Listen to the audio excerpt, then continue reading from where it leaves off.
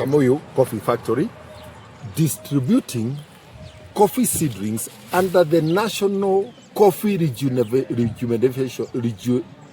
Rejuvenation Program, where Kenya is trying to achieve its ambitious target of increasing coffee production in Kenya threefold from the current 50,000 metric tons to 150,000 metric tons in the next 3 years.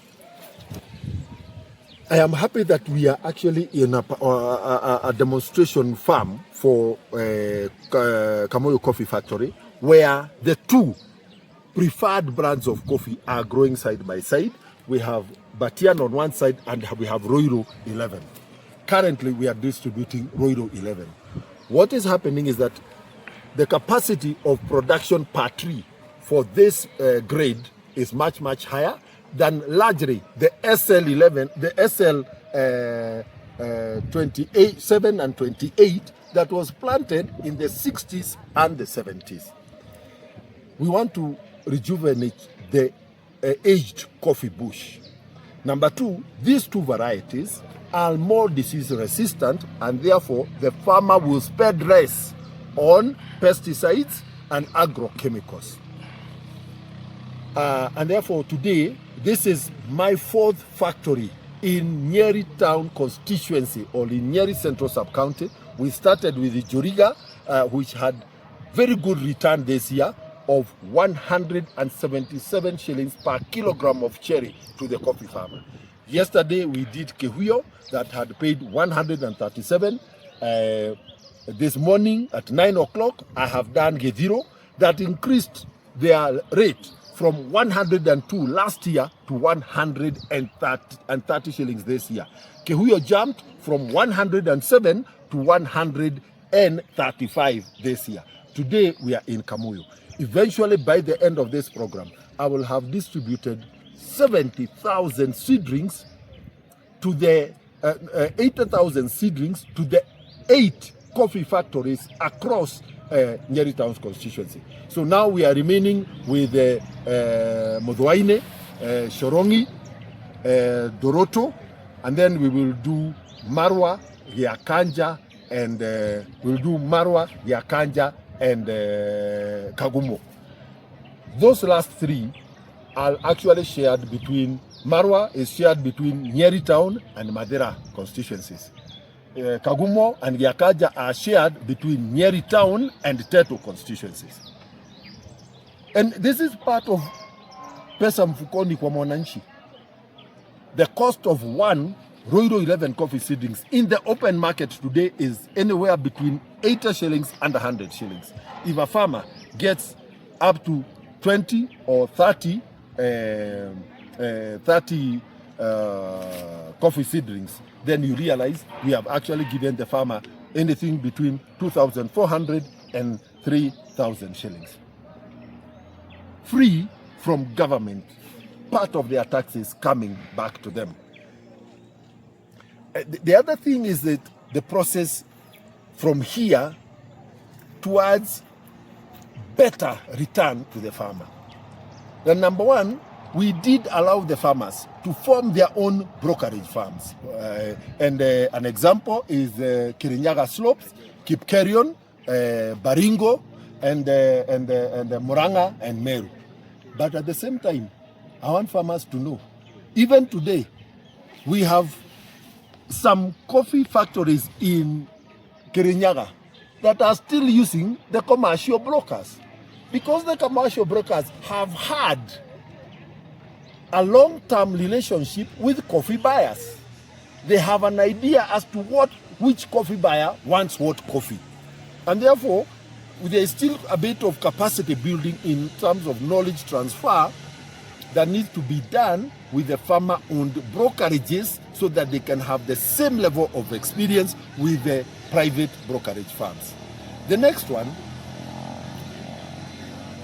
is the coffee story. Today, you will go into stores somewhere in America and you find coffee in a packet, and it is labeled Kenya AA. Where is Kenya coffee grade AA grown? Is it grown in Kamuyu? Is it grown in Kihuyo? Is it grown in Modwaine? Is it grown in Yakanja or Shorongi or Doroto or Marwa or Gediro? And therefore, the real value for the local farmer is when we will be able to protect the Kamuyu coffee brand, so that when you go to Java, when you go to Starbucks, on the menu is written Kamuyu Coffee Grade AA. At that point, the farmer will have moved from the farm to the coffee table. For the farmer in Kamuyu to get to that coffee table, they must understand very clearly what the coffee drinker, when they are ordering a cup, they say, sell me a cappuccino, serve me an Americano, serve me a latte. What are they looking for? And therefore, the coffee farmer in Kamuyu village will start producing a coffee that then will end up as Kamuyu cappuccino in Starbucks in New York. So we still got quite a bit of a journey to travel.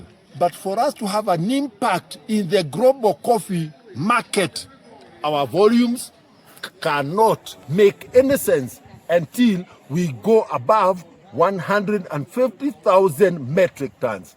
As at now, our only hope is to continue fighting. We have very high quality, but the volumes are so low, so we are selling them as micro lots. And most of the time, the micro lots are being used for blending. And this journey, we can make it.